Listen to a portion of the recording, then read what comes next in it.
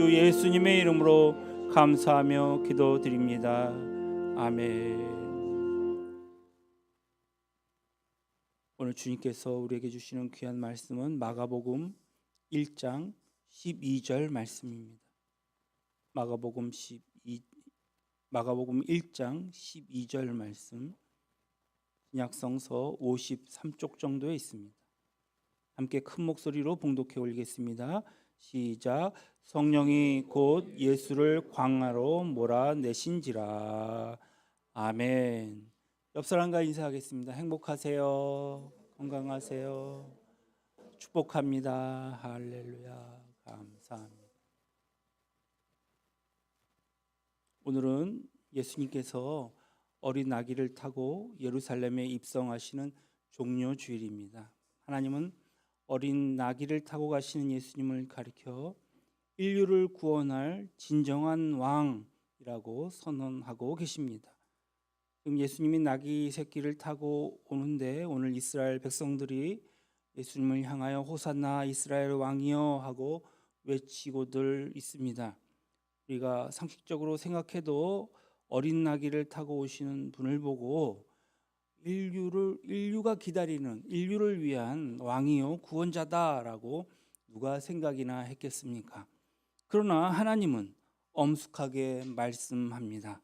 예수님만이 진정한 왕이요 예수님만이 진정한 구원자다, 이렇게 선언하시는 것입니다. 예수님은 베다니 나사로의 집에서 조용히 계시다가 중대한 결심을 하게 되었습니다. 오늘 나귀 새끼를 타고 예루살렘으로 입성해야 되겠다고 하는 생각을 하신 것입니다. 그래서 두 제자를 심부름시켜 나귀를 좀 구해 오라고 보내셨습니다. 마태복음에 보면 아주 자세히 소개하고 있습니다. 제자들이 가서 나귀를 끌고 왔어요. 그 나귀 새끼 위에 제자들이 겉옷을 얹어 가지고 나귀 등에 얹고 예수님을 그 위에 앉히고 예수님이 예루살렘 성에 올라가시니까 군중들은 자기들의 겉옷을 펴서 길에 깔기도 하고, 카페트처럼 말이죠. 또 종려나무 가지를 들고 예수님을 향해 호산나 호산나 찬송하리로다, 주의 이름으로 오시는 이시여 곧 이스라엘의 왕이시여, 이렇게 소리를 지릅니다. 그때에 유월절을 지키기 위해 여러 나라 사방으로부터 수많은 군중들이 와 있었습니다. 그 사람들이 예수님이 오신다는 말을 듣고 너나 없이 막 달려나가는 것입니다. 예수님이 나사로를 3일 만에 살리셨다는 아주 충격적인 사실이 이미 그 동네에 쫙 퍼져 있었기 때문입니다. 기대감 반, 호기심 반, 흥분이 되어가지고 뭔 큰 일이 터지나 보다 모든 사람들이 다 뛰어나와가지고 이제 호들갑을 떨며 호산나 호산나 소리를 지르는 것입니다. 여러분도 잘 알다시피 종려나무는 평화를 상징하는 나무입니다. 그리고 호산나라고 하는 말은 주여 우리를 구해 주소서, 구원하소서 하는 말입니다. 그러니 거기에 나온 사람들이 예수님을 바라보고 자기들에게 진정한 평화를 안겨주실 분으로, 구원을 안겨주실 분으로 그들은 기대를 했던 것이죠. 예수님은 그들의 환영을 받으시면서 예루살렘 대로를 따라 성전에 이렇게 들어가시는 것입니다. 여러분, 이것은 참으로 놀라운 일입니다. 왜냐하면 지난 예수님의 공생의 3년을 돌이켜보면 예수님은 한 번도 자기 자신을 공적으로 이 신분으로 이제 신분을 노출시킨 적이 없기 때문입니다. 많은 지도자들이 와가지고 네가 누구냐, 신분을 밝혀라, 이렇게 따질 때에도 그때마다 예수님은 직접적인 언급을 피하시고 인자, 이렇게 인자, 사람이다, 약간 애매모호한 용어를 쓰시면서 대꾸하시는 것을 우리는 알 수 있습니다. 요한복음 6장 15절에는 무리들이 예수님에게 달려와서 그를 임금 삼으려 했습니다. 그러니까 일부러 그 자리를 피하셔서 산으로 도망가시는 것이 아니겠습니까? 또 요한복음 7장 4절에 보니까 예수님의 형제들이 왔습니다. 예수님에게 빈정대며 예수님에게 이렇게 말하는 것입니다. 아니 세상에 나타나서 큰 일을 할 사람이라면 왜 숨어 다니십니까? 일하시려면 스스로 자기의 정체를 밝히고 당당하게 하십시오. 이렇게 말하는 것입니다. 이렇게 말할 때에도 예수님은 나의 때는 아직 이르지 아니했다 하시면서 그들의 말에 동의하지 않는 것을 보게 됩니다.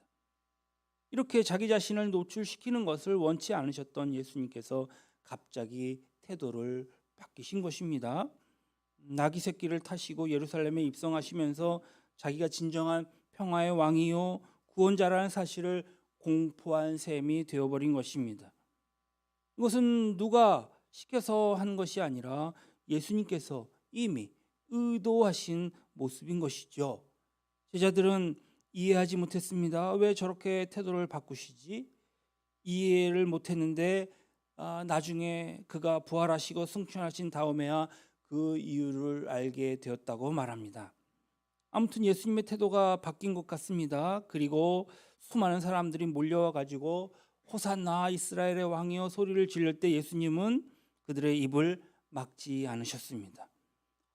그런데 따지고 보면 그 군중의 대다수는 3일 4일 후에는 예수님을 십자가에 못 박으라 부르짖는 폭도로 바뀔 것입니다. 이 사실을 빤히 아시면서도 그들이 이스라엘 왕으로 영접하는 것을 오늘 예수님은 막지 않으신 것이지요. 그렇다면 과연 주님이 태도를 바꾸신 것일까요? 수많은 사람들이 몰려드는 이 예루살렘으로 어린 나귀를 타고 입성하시는 이유는 무엇입니까?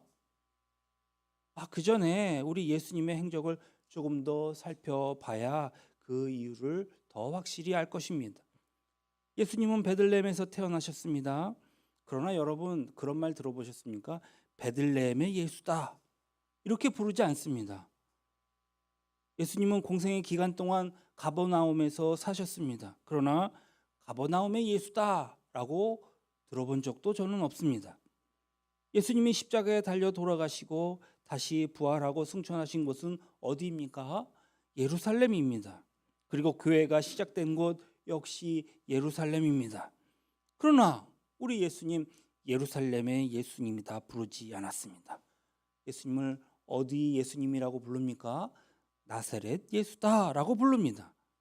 예수님의 사역에 있어서 가장 중요성을 따진다면 나사렛 예수보다 어쩌면 가버나움 예수, 예루살렘 예수라 부르는 것이 맞지 않을까요? 그런데도 나사렛 예수라 부른 까닭은 무엇입니까? 예수님은 당시 나사렛, 그러니까 예수님이 사셨던 그 당시의 나사렛은 인구가 겨우 300에서 400명 정도의 아주 작은 마을이었습니다. 나사렛에서 선한 것이 나올 수 있겠느냐? 들어보셨죠? 나다나엘이 비아냥대듯이 나사렛은 사람들에게 알려지지 않은 것입니다. 그러니까 정치, 문화, 경제, 종교의 중심지인 이 예루살렘에서 가장 멀리 떨어져 있었습니다. 그만큼 외진 곳이고 변방이었다는 말씀입니다. 예루살렘 사람들은 촌뜨기라고 무시했습니다. 그리고 이방인 취급을 했습니다. 거기가 어디냐면 갈릴리 지역입니다. 나사렛, 갈릴리. 그 사람들은 예루살렘 사람들에 비해 훨씬 가난하게 살았던 것입니다. 이사야서 9장 1절에 보니까 옛적에 여호와께서 스불론 땅과 납달리 땅으로 멸시를 당케 하셨더니, 여기서 스불론과 납달리는 갈릴리 지역 곧 나사렛 지역을 말합니다. 그곳에 있는 사람들이 멸시를 받고 살았다는 것이죠. 이유는 이렇습니다. 아수르에 의해서 북이스라엘이 무너지고 아수르의 그 혼혈 정책에 따라서 이방인들이 갈릴리 지방으로 이주해 와서 살면서 유대인과 혼인 관계를 맺고 그렇게 피가 섞이고 혼혈된 사람들을 가리켜서 이방의 갈릴리라고 불리는 그런 이방인 취급을 당했다는 말입니다. 이사야는 계속해서 갈릴리 지역의 사람들에게 대하여 이렇게 말합니다. 흑암이 행하던 백성이 큰 빛을 보고 사망의 그늘진 땅에 거하던 자에게 빛이 비추도다. 이렇게 갈릴리 사람들은 동족에게도 이방인 취급을 받으면서 멸시와 무시를 당하고 살았습니다. 힘없고 가난하고 소외된 채 살아가는 사람들이 바로 갈릴리 사람들, 나사렛 사람들이었습니다. 예수님이 사셨던 이 갈릴리는 바로 이런 곳입니다. 나사렛은 예루살렘에 비교해 보면 마치 광야와도 같은 곳이었습니다. 그런데 예수님은 그런 나사렛에서 평생을 사셨습니다. 왜 그분은 그런 곳에서 사셨던 것일까요? 그곳에 가족이 살았기 때문일까요? 아마 그랬다면 한 10년 정도 나사렛에서 살고 그 다음에는 여러분 어떻게 하겠습니까? 그래도 자식은 서울로 보내라고 했다고 사람들이 다 예루살렘으로 가고 있는데 예루살렘에 가시지 않았을까요? 그러나 그러지 않았습니다. 공생애를 시작하면서도 예수님은 처음 집을 떠나 가버나움으로 가셨다 했습니다. 가버나움은 나사렛에서 그리 멀리 떨어져 있지도 않습니다. 예수님은 원한다면 얼마든지 예루살렘으로 가실 수도 있었습니다. 그런데 끝까지 나사렛 갈릴리를 떠나지 않으셨던 것입니다. 나사렛, 나체르라는 단어에서 나온 말입니다. 이 뜻은 가지순이라는 뜻을 갖고 있습니다. 다른 의미로는 숨다라는 의미가 있습니다. 예수님이 자라신 동네 나사렛이라는 이름이 붙은 것은 그곳이 숨겨져 있다, 잘 드러나지 않는 곳이기 때문에인 것으로 보입니다. 예수님의 이 나사렛에서의 30년의 삶은 알려지지 않았습니다. 예수님은 30년 동안 숨겨진 동네에서 자신을 세상에 드러내지 않고 숨어 사셨다는 말씀입니다. 메시아 비밀을 홀로 간직하고 이름 없는 동네에서 사셨다는 말이겠죠. 다시 말하자면 하나님이 예수님을 나사렛 시골에 꼭꼭 숨겨 두셨다는 것입니다. 그러다가 하나님의 때가 이르렀습니다. 그분이 세상에 나오게 되었습니다. 누구나 다 인생의 무대에서 어떻습니까? 1인자가 되고 싶어 하지요. 누가 조역 역할을 하거나 지나가는 행인 역할을 맡고 싶어 하는 사람이 어디 있겠습니까? 그러나 예수님은 스스로 드러내려고 하지 않으신 것을 보게 됩니다. 나사렛. 이 나사렛 동네도 이름 없는 동네였고 부모인 요셉과 마리아도 이름 없는 사람들이었고 예수님도 무명으로 30년을 사셨습니다. 제가 어렸을 때 What would Jesus do? 그러니까 예수님이라면 어떻게 하셨을까라는 책이 나왔습니다. 제가 그 책을 다 읽어보았습니다. 예수님을 본받은 사람은 어떻게 보면 기도하고 성경 보고 예배드리고 경건생활에 힘쓰고 사랑하고 용서한다. 그러면 예수님과 함께 모든 것을 다 했지라고 생각하겠지만 그것만은 아닙니다. 실제로 예수님이 어떻게 사셨는가를 생각하고 그대로 사는 것은 예수님의 삶을 본받는 것이거든요. 공생의 3년 기간 동안에 예수님을 생각해 봅시다. 우리가 예수님을 따라갈 수 있겠습니까?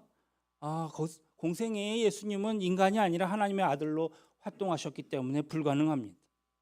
그렇기 때문에 그 공생의 기간을 예수님의 삶을 본받는다는 것은 참 불가능한 일일 것입니다. 그러나 공생의 이전에 나사렛에서 예수님은 우리와 똑같은 인간이셨다는 사실입니다. 우리는 바로 나사렛의 예수님의 삶을 본받아 살아야 하는 것입니다. 나사렛에서 이름도 없이 빛도 없이 무명으로 사신 예수님을 본받아야 한다라는 말씀입니다. 헨리 나우에는 어느 날 하버드 대학 교수직을 다 버리고 그가 지적 장애 아들을 돌보는 요양원으로 들어갔습니다.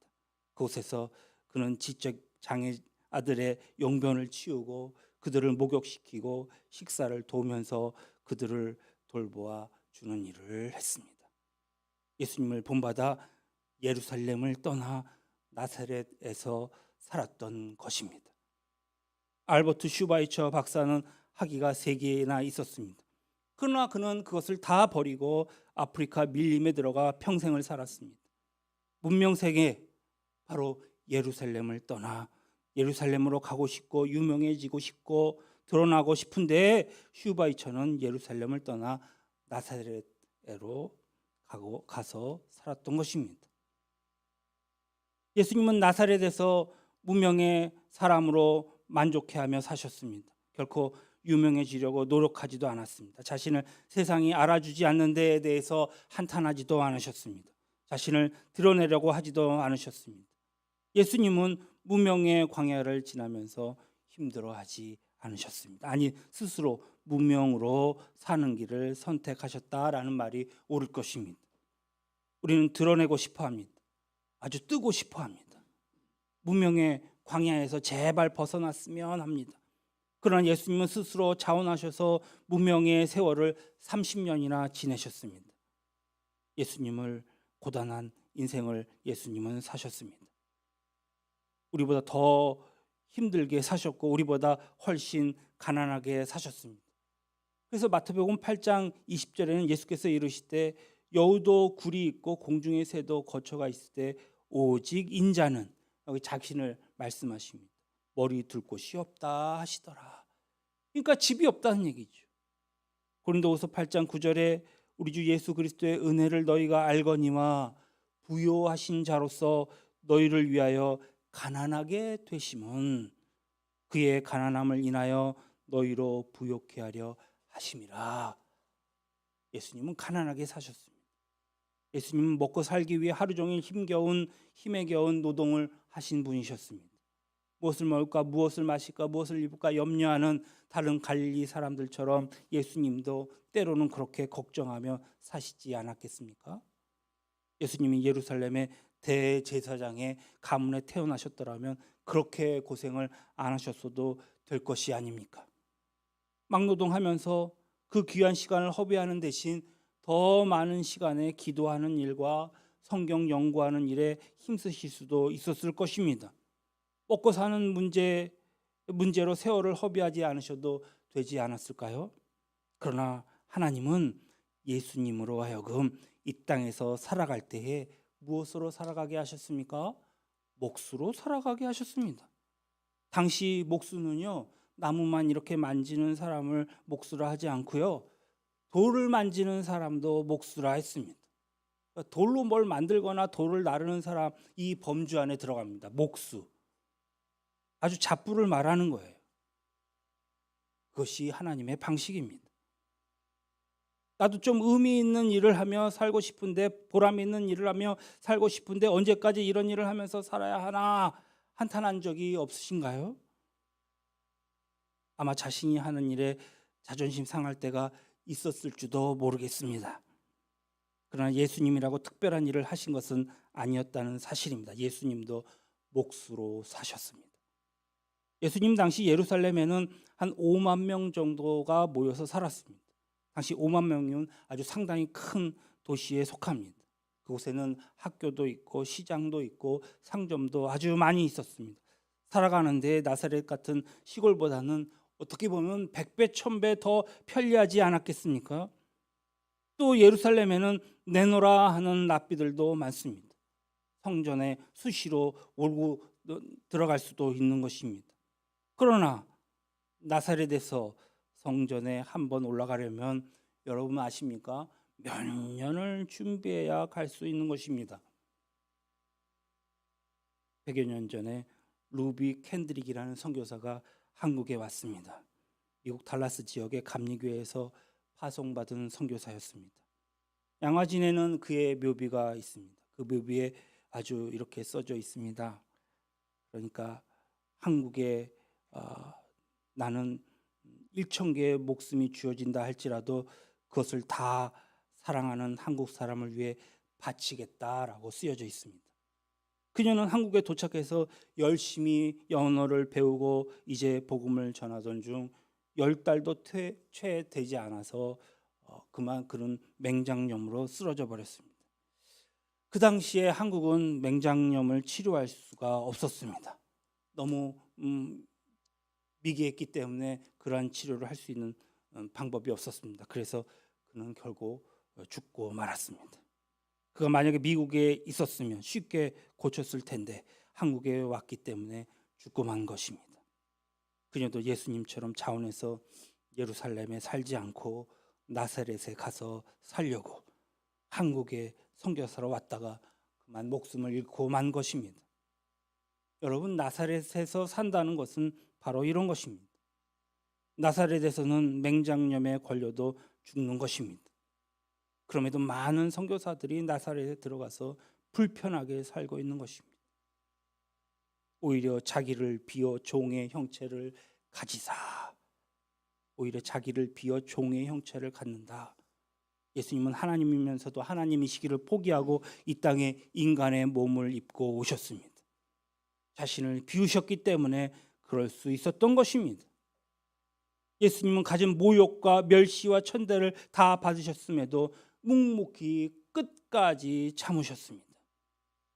자신을 비웠기 때문에. 예수님을 십자가에서 죽기까지 순종하셨습니다. 예수님은 얼마든지 유명한 자가 될 수 있었지만 무명시로 사셨습니다. 부유하게 살 수 있었으나 가난하게 사셨습니다. 안락하게 살 수 있었지만 불편하게 사셨습니다. 비범하게 살 수 있었지만 평범하게 사셨습니다. 어떻게 그럴 수 있었습니까? 자신을 비웠기 때문입니다. 어떻게 예수님처럼 원망하지 않고 불평하지 않고 평범함의 광야를 통과할 수 있었을까요? 자신을 비웠기 때문입니다. 예수님처럼 우리 자신을 비우는 것이 바로 예수님을 본받는 것입니다. 그럴 때 우리도 낙심하거나 원망하지 않고 감사한 마음으로 이 무명의 광야, 가나안 광야, 나사렛 같은 이 불편한 광야, 어쩌면 평범한 광야를 지날 수 있을 것입니다. 오늘 본문은 성령이 곧 예수를 광야로 몰아내신지라 했습니다. 예수님에게는 광야가 낯선 곳이었습니다. 갈릴리는 광야와 전혀 다른 세계거든요. 그곳은 40일 동안 금식 기도를 하셨습니다. 그리고 마귀의 시험을 받지 않았습니까? 예수님이 40일 동안 금식 기도를 하셨기 때문에 예수님처럼 40일 금식 기도하는 사람들도 있습니다. 물론 금식 기도는 아무나 하는 것은 아닙니다. 나도 혹시 한번 해볼까 하는 호기심은 삼가하십시오. 어쩌면 그 40일 금식하시다가 돌아가신 분들도 참 많이 있습니다. 그런데 중요한 사실은 예수님은 기도원이나 자기 집에서 정말 편안하게 누워서 물 마시고 성경 보고 그런 것이 아닙니다. 광야는 그야말로 삶과 죽음의 갈림길에선 아주 불편한 곳입니다. 그곳에서 40일 동안 금식 기도를 하셨습니다. 예수님은 어떻게 40일 동안 금식 기도를 어떻게 하실 수 있었을까요? 오늘 12절에 성령이 곧 예수를 광야로 몰아내신지라. 광야에서 40일을 계셔서 사단에게 시험을 받으시며 들짐승과 함께 계시니 누가 수종들더라? 천사들이 수종들더라. 성령님은 예수님이 사탄과 대결하시도록 하기 위해서 오늘 광야로 몰아 넣으신 것을 보게 됩니다. 그곳에 가면 사탄이 기다리고 있기 때문입니다. 사탄은 끊임없이 공격하는 것, 끊임없이 역사하는 것, 사탄이 유혹하고 시험하는 것, 끝까지 따라붙어서 치열하게 영적인 전쟁을 벌이는 곳, 바로 광야인 것입니다. 광야는 분명 치열한 영적인 전쟁터였습니다. 예수님이 성령 충만한 다음에 어디로 가셨다고요? 광야로 가셨다고요. 예수님이 이제 성령님이 예수님을 어디로 인도하셨냐? 광야로 인도하셨다. 40일 금식하면서 기도하셨어. 어디서요? 광야에서 기도하셨다고요. 어디서 사탄에게 시험을 받았다고요? 광야에서 시험을 받으셨다고요. 예수님이 어디서 사탄을 굴복시키고 승리하셨을까요? 광야에서 승리하신 것을 보게 됩니다. 왜 예수님은 공생애를 시작하기 직전에 광야로 들어가셨던 것일까요? 사탄과 맞대결하기 위해서, 사탄에게서 왕관을 벗기기 위해서, 그래서 사탄에게 빼앗긴 이 나라와 권세와 영광을 다시 되찾기 위해서 예수님은 이 땅에서 하나님의 나라를 세우기 위해 오셨습니다. 그러려면 사탄과 맞대결을 통해서 사탄을 굴복시키고 하나님의 승리를 만방에 알리셔야 했습니다. 바로 이런 일을 하기 위해서 오늘 예수님은 광야에 들어가셨던 것입니다. 오늘 예수님은 예루살렘 성에 들어가셨던 것입니다. 40일 동안 광야에서 금식기도 하신 것처럼 광야 같은 예루살렘으로 들어가시고 계시는 것입니다. 사탄이 예수님을 유혹한 이유가 무엇입니까? 하나님 나라를 세우지 못하도록 하기 위해서입니다. 사탄이 자기 나라를 지키기 위해서 사탄이 그랬던 것입니다. 그러면 성경은 우리에게 이렇게 얘기합니다. 근신하라, 깨어라. 너희 대적 마귀가 오는 사자와 같이 두루 다니며 삼킬 자를 찾나니 너희는 믿음을 굳게 하여 저를 대적하라. 예수님의 원수는 사탄입니다. 우리의 원수 또한 사탄입니다. 사도행전의 베드로의 설교를 들어보면 예수님은 원수인 사탄 마귀를 어떻게 하셨다고 선포하고 있습니까? 짓밟으셨다고 선포하고 있습니다. 이 말씀대로 사탄이 예수님의 발 아래서 짓밟혔습니다. 사탄이 예수님에게 굴복한 것입니다. 사탄이 예수님에게 무릎을 꿇고 무장 해제된 이후 그는 더 이상 이제 힘을 쓰지 못하게 된 것을 보게 됩니다. 결국 사탄의 왕국은 무너지고 하나님의 나라가 세워지기 시작했습니다. 사탄은 더 이상 하나님의 백성에게 왕노릇할 수 없게 된 것입니다. 이미 무장 해제되었기 때문입니다. 그래서 요한계시록의 말씀에 보면 영원한 무전갱이에 던져지게 되었다라고 얘기합니다. 로마서 16장 20절 평강의 하나님께서 속히 사단을 너희 발 아래 상하게 하시리니 우리 주 예수 그리스도의 은혜가 너희에게 있을지어다. 아멘. 우리 주님께서 예루살렘에 입성하신 것입니다. 할렐루야. 오늘 우리를 위해 대속의 죽음을 죽어주시기 위해 말씀대로 어린 나귀를 타시고 예루살렘으로 입성하고 계시는 것입니다. 환호 가득한, 그러나 예루살렘은 광야입니다. 자신의 어떤 공생의 업적을 나타내기 위해서가 아닙니다. 세상을 지배하기 위해서도 아닙니다. 많은 사람들이 환호성 막 환호하고 호산나 막 찬양하는 것을 듣기 위함도 아닙니다. 오늘 예루살렘에 입성하시는 것은 십자가에 죽으시기 위하여 입성하시는 것입니다.